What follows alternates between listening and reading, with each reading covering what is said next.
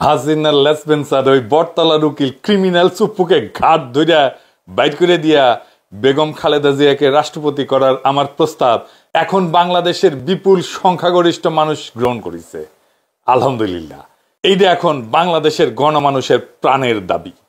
জুলাই বিপ্লবের অসমাপ্ত কালো অধ্যায়ের সমাপ্তি এভাবেই করতে হবে। চুপ্পুকে যে যাইতেই হবে এ বিষয়ে আর কোনো দ্বিমত নাই। এ বিষয়ে এখন একটা জাতীয় ঐক্য প্রতিষ্ঠিত হয়েছে। আগামী 5ই আগস্টের মধ্যে যত দ্রুত সম্ভব বাকশালী রয়ের প্রশিক্ষণপ্রাপ্ত এস আলমের লেসপেন্সার খুনি হাসিনার পদধূলি নিতে না পারার বেদনায় আর্ত ক্রিমিনাল চুপ্পুকে লাথি দিয়া বঙ্গভবন থেকে তাড়াইয়া দেওয়া হবে। একজন জেনারেল ছিল, হাসিনার পায়ে হাত দিয়া কদমবুসি করত, আর তারে বলা হয় কদমবুসি জেনারেল।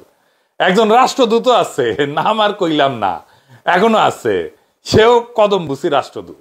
চুপ্পু হইতেছে কদমবুসি রাষ্ট্রপতি। এইরকম হাসিনা হাজারো কদমবুসি পদবি দিছে বিভিন্ন জনকে। বাংলাদেশে কদমবুসিকে একটা আনুগত্যের পলিটিক্যাল কালচার বানায় ফেলছিল হাসিনা। দেখেন শিরিন শারমিন শপথ নিয়ে কদমবুসি করিচ্ছে। নৈশ ভোট, দামি ভোটের পরে হাসিনার জাউরার তথাকথিত এমপি গুলা কদমবুসি করত। হাঙ্গেরে নুরুল হক নুরো কদমবুসি বিরোধী দলের নেতা। হ্যাঁ, এডিটর সাহেব, আপনি খালি গুগলে সার্চ দেন প্রধানমন্ত্রীকে পায়ে হাত দিয়ে সালাম, দেখেন কত নিউজ আসে, দেখেছেন? আর কত ছবি আসে দেখেন। এই পায়ে হাত দিয়ে সালাম করাটা আসলো কোত্থেকে? ব্যক্তিগতভাবে আমার কাছে মুরব্বীদের পায়ে হাত দিয়ে প্রণাম করাটা সহি, কারণ এটা হিন্দু কালচারে এটা আছে, এটা ফাইন, সুন্দর। নিজ ধর্মের কালচার অনুসরণ করাটা তো ভালোই, যে করবে, যার ধর্মের কালচার অনুসরণ করবে, যেভাবে সে শিখে আসছে, যেভাবে সে বড় হয়েছে সেটা সে অনুসরণ করবে, এটা অসুবিধা নেই। কিন্তু একজন মুসলমানকে এইভাবে পায়ে হাত দিয়ে সালাম করতে পারে? আমি জানি না, জানতাম না, তো আমি সার্চ দিলাম, হ্যাঁ, খোঁজ করলাম, দি সার্চ। হ্যাঁ, তো আহমেদুল্লাহ হুজুর সাহেবের একটা ভিডিও পেলাম, এটা হ্যাঁ আপনারা ওনারা খুবই পছন্দ করেন, আমিও করি। ওনার ধর্মীয় কাজ তো আছেই, পাশাপাশি উনি যে বিশাল সামাজিক কাজগুলা করেন অসাধারণ, সেইগুলা মুগ্ধ হওয়ার মতো। দেশে গেলে ওনার কাজগুলো দেখতে যাব, কোথাও যদি আমার কোনো সাহায্য লাগে, যদি আমি করতে পারি তাহলে কৃতজ্ঞ থাকবো। যাই হোক, তো উনার একটা ভিডিও আছে, আমরা সবাই মিলে দেখি উনি কি বলেন। হ্যাঁ, শুনেন। এরপরে প্রশ্ন হলো, আমরা বাবা মা, হুজুর, স্যার ওনাদের পায়ে ধরে সালাম করার জন্য বলে, এগুলো ইসলামের বিধান কি?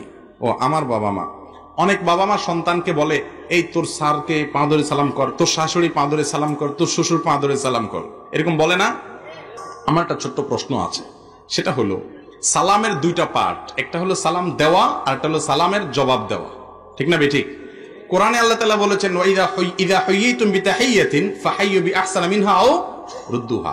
কেউ যদি তোমাকে সালাম দেয়, যতটুকু বলে সে সালাম দেয়, তুমি তার চাইতে আরো একটু বাড়ায় বলবা। সে যতটুকু দোয়া দেয়, তুমি তার চাইতে একটু বাড়ায় দিবা। এখন মনে করেন আপনি আপনার শ্বশুরের পাও ধরে সালাম করলেন। সালাম যদি হয় পাও ধরে সালাম করা, তাহলে শ্বশুর সালামের কি দিতে হবে? জবাব। তাহলে শ্বশুর কি ধরবে? বুঝেন নাই কথা? কথা বুঝেন নাই? সালাম দিলে সালামের জবাব দেওয়া ওয়াজিব। সালাম দিলে সালামের জবাব দেওয়া কিরে ভাই?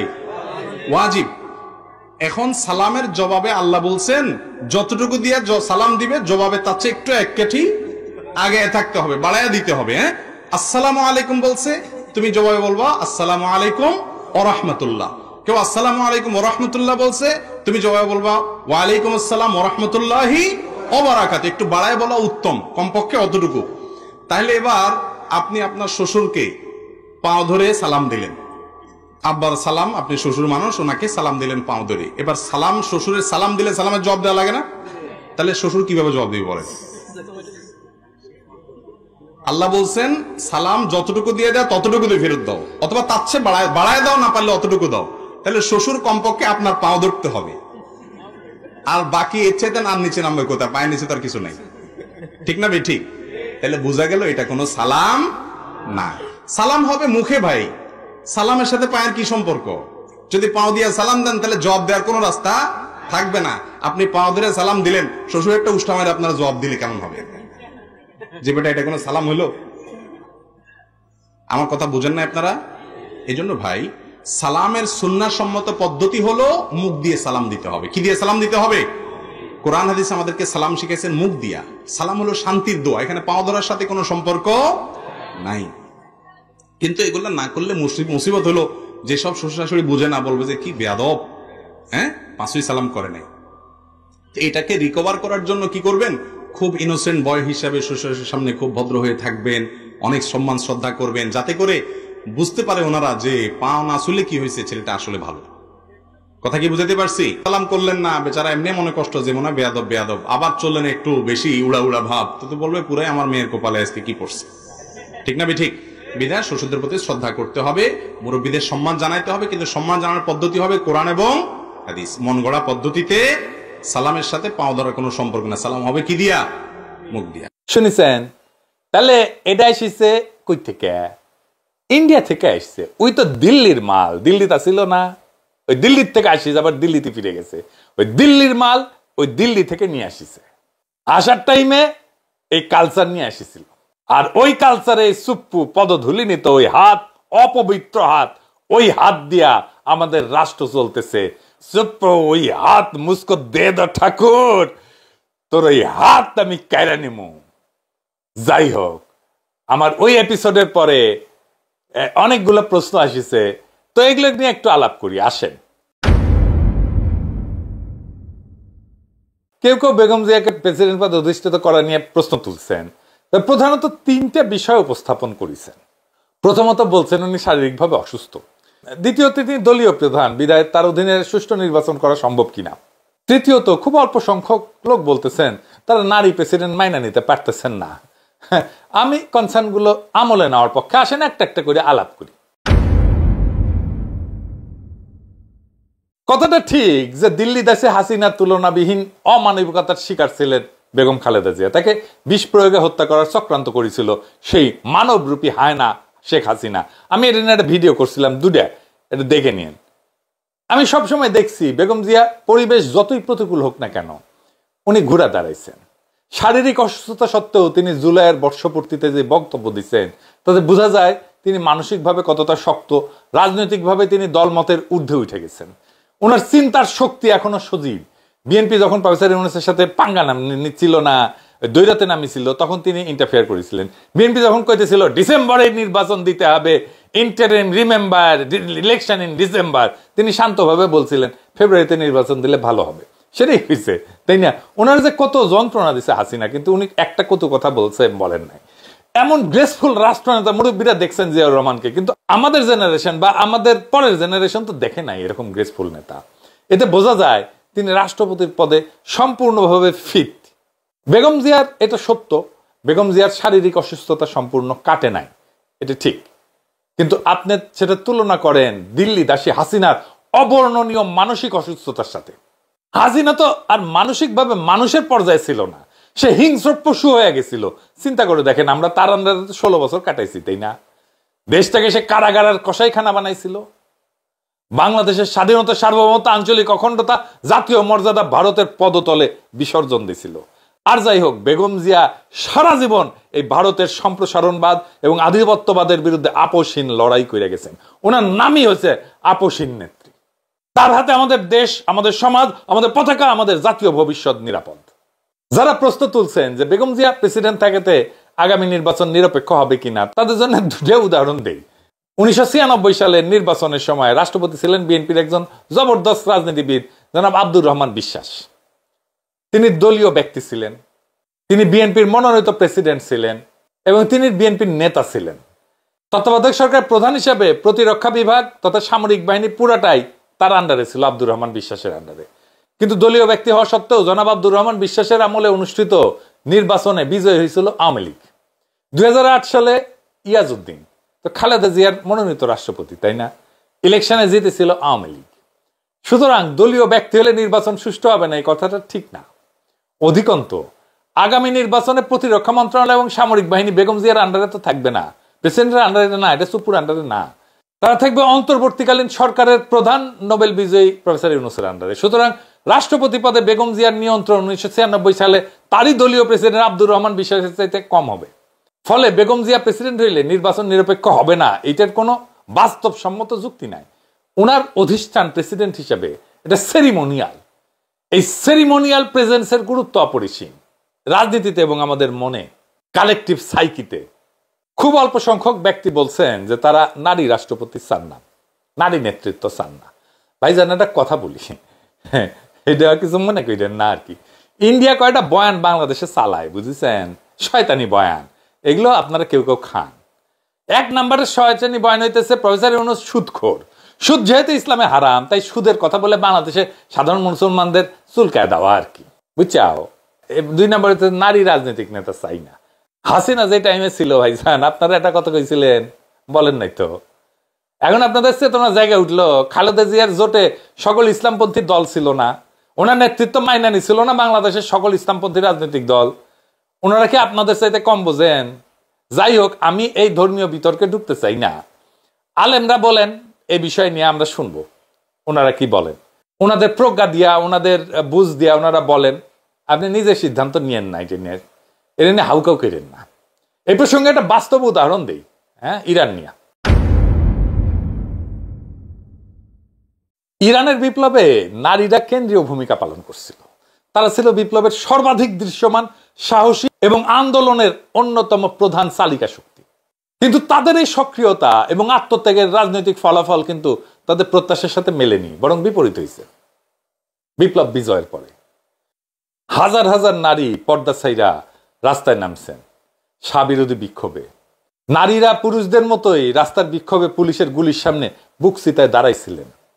বিশ্ববিদ্যালয়ের ছাত্রী, লেখিকা, গৃহবধূ, শ্রমজীবী নারী, সব শ্রেণীর নারীরা বিক্ষোভে অংশ নিয়েছিলেন। মার্ক্সবাদীরা নিয়েছিলেন, বামপন্থীরা নিয়েছিলেন, ইসলামী জাতীয়তাবাদীরা নিয়েছিলেন, লিবারেলরা নিয়েছিলেন, বিভিন্ন মতাদর্শের নারীরা একত্রে রাজপথে আন্দোলন করেছিলেন। বিপ্লব পরবর্তী সময় কি হয়েছে? নারীর অবনমন হয়েছে, নারীর অধিকার সংকুচিত করা হয়েছে। যেই নারীদের সক্রিয়তা বিপ্লবের সফলতায় ছিল অপরিহার্য, বিপ্লব বিজয়ের পরে তাদেরকেই পেছনে ঠেলে দেওয়া হয়েছে, যেন তারা শত্রু। এখন এই প্রশ্ন উঠছে যে ইরানের নারীরা যে বিপ্লবকে নিজেদের রক্তে রাঙাই দিছিল, সেই বিপ্লব কি তাদের বিরুদ্ধে ব্যবহৃত হয়েছিল? হ্যাঁ, এইটাই ইতিহাসের একটা নির্মম ট্র্যাজেডি। ইতিহাসে বহুবার দেখা গেছে মহিলারা যখনই রাজনৈতিক আন্দোলনে সক্রিয় হন, তারা বিপ্লবের সময় থাকেন অগ্রভাগে, কিন্তু সাফল্যের পরে পেছনের সারিতে তাদেরকে ঠেলে দেওয়া হয়। একই ঘটনা ঘটছে বাংলাদেশে। হাসিনার বিরুদ্ধে সবচেয়ে সাহসী ভূমিকা রাখছে, রক্ত দিছে, সহযোদ্ধাকে রক্ষা করছে নারীরা, বাংলাদেশের নারীরা, মায়েরা আর বোনেরা। তারা আর বিপ্লবের বিজয়ের পরে তাদের সাথে অমানুষের মতো আচরণ করা হইতেছে। বিপ্লব পরবর্তী সরকার এর কারণেও দুর্বল হয়েছে, কারণ নারীরা মুখ ফিরাই নিছে। আপনি জনগোষ্ঠীর অর্ধেক অংশকে প্রতিপক্ষ বানায় কোনো লড়াই জিততে পারবেন না, জীবনেও পারবেন না। আমরাও পারতাম না হাসিনাকে হটাইতে, নারীরা পথে নেমে না আসলে। ইসরায়েল যে হামলা করলো ইরানে, সেও ইরানের নারীদের খুব কাজে লাগাইছে।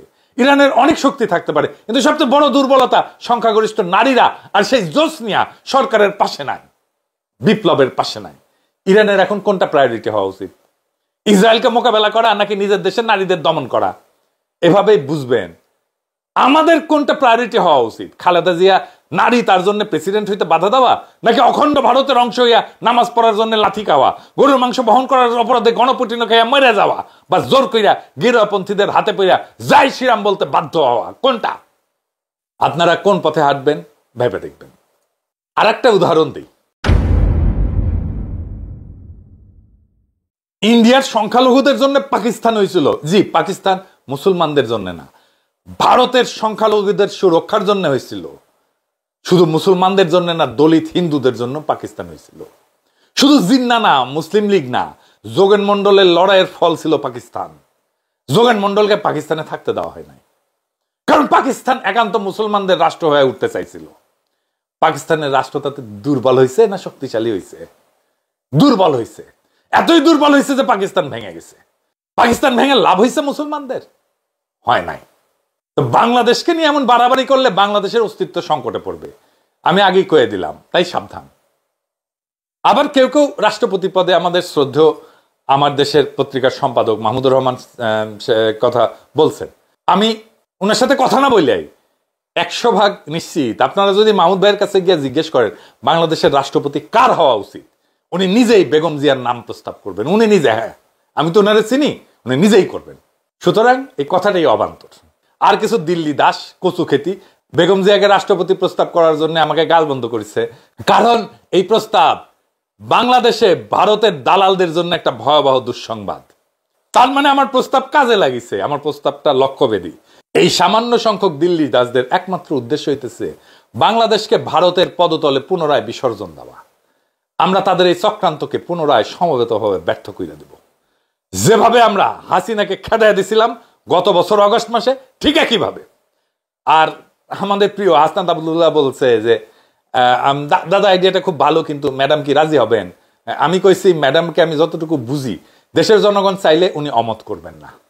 হয়তো ওনার শারীরিকভাবে কষ্ট হবে, কিন্তু তারপরেও উনি এইটাকে উপেক্ষা কইরা দেশের স্বার্থে, দেশের জনগণের স্বার্থে উনি এইটাকে গ্রহণ করবেন। এটা আমার অনুমান। বাংলাদেশ এখন এমন এক সন্ধিক্ষণে দাঁড়ায়, একদিকে আছে দিল্লির পদচুম্বনকারী দালালদের উত্তরাধিকার, যাদের কাছে ক্ষমতা মানে দাসত্ব, গণতন্ত্র মানে নির্দেশনা, আর নেতৃত্ব মানে পায়ে হাত দিয়া কদমবুসি করা। আর অন্যদিকে আছে এক নতুন সম্ভাবনার দিগন্ত, যেখানে রাষ্ট্রপতি হবেন সেই নারী যিনি রাজপথে কখনো হাঁটছেন, কারাগারে কখনো থাকছেন, কিন্তু কখনো মাথা নোয়ান নাই, যিনি আপসহীন, স্বপ্নদ্রষ্টা, প্রতিকূল সময়ে থাকছেন জনগণের পাশে। এই মুহূর্তে আমাদের সামনে এক ঐতিহাসিক সুযোগ আসছে রাষ্ট্রের শীর্ষ পদে এমন একজন নেতাকে বসানোর, যিনি ব্যক্তি নন, প্রতীক। বেগম জিয়া শুধু একজন নেতা না, তিনি হয়ে উঠছেন এক ঐতিহাসিক প্রতিরোধের মুখচ্ছবি। তার অভিজ্ঞতা, তার সহনশীলতা, তার আপসহীন দেশপ্রেম এখন বাংলাদেশ রাষ্ট্রের পুনর্গঠনের জন্য অপরিহার্য। যারা প্রশ্ন তোলেন নারী রাষ্ট্রপতি কি সম্ভব, তাদের বলি ইতিহাসে নারীরাই সবচেয়ে সাহসী বিপ্লবের কাণ্ডারি হয়েছেন। যারা বলে তিনি অসুস্থ, তাদের বলি হাসিনার মতো মানসিক বিকারগ্রস্ত এক ফ্যাসিস্টের তুলনায় বেগম জিয়া এখনো লক্ষ গুণে সুস্থ, স্থির এবং নৈতিকভাবে শক্তিশালী। যারা বলে তিনি পক্ষপাত দুষ্ট হবেন, তাদের জন্য ইতিহাস নিজেই উত্তর। আব্দুর রহমান বিশ্বাস, ইয়াজউদ্দিন, এমনকি 2008 সালের আওয়ামী লীগের বিজয়ের গল্প। আর যারা এই প্রস্তাবকে ব্যঙ্গ করে, গালাগাল দেয়, তারা আসলে আমাদের ভয় পায়। তারা খালেদা জিয়াকে ভয় পায়। তারা জানে এই প্রস্তাব শুধু একটা ব্যক্তি না, একটা আদর্শকে রাষ্ট্রীয় স্বীকৃতি দেওয়ার ডাক। এই প্রস্তাব মানে হলো বাংলাদেশ আর ভারতের উপনিবেশ হবে না। এই প্রস্তাবের মানে হলো আমরা আমাদের পতাকাকে আর লাঞ্ছিত হতে দেব না। এখন সময় আসছে একটানা 16 বছরের নিপীড়নের অবসান ঘটানোর। এখন সময় আসছে রাষ্ট্রকে পুনরায় জনগণের হাতে ফিরায় দেওয়ার। সময় আসছে বেগম জিয়াকে বাংলাদেশের রাষ্ট্রপতি করিয়া সেই প্রতীকী নবজাগরণ, প্রতীকী বিজয়ের শুরু করার। যে নবজাগরণে থাকবে না দিল্লি দাসের কদমবুসি, থাকবে জনগণের গর্বিত উচ্চারণ, এই দেশকার জনগণের। 5ই আগস্ট হোক সেই প্রতীকী মুহূর্ত, যেদিন বঙ্গভবনের কদমবুসির শেকল ভেঙা জনগণ রাষ্ট্রের নিয়ন্ত্রণ পুনঃপ্রতিষ্ঠা করবে খালেদা জিয়াকে সামনে নিয়ে। জয় হোক স্বাধীনতার, জয় হোক বিপ্লবের, জয় হোক আত্মমর্যাদার, জয় হোক নতুন বাংলাদেশ গড়ার সাহসী উদ্যোগের। ইনকিলাব জিন্দাবাদ।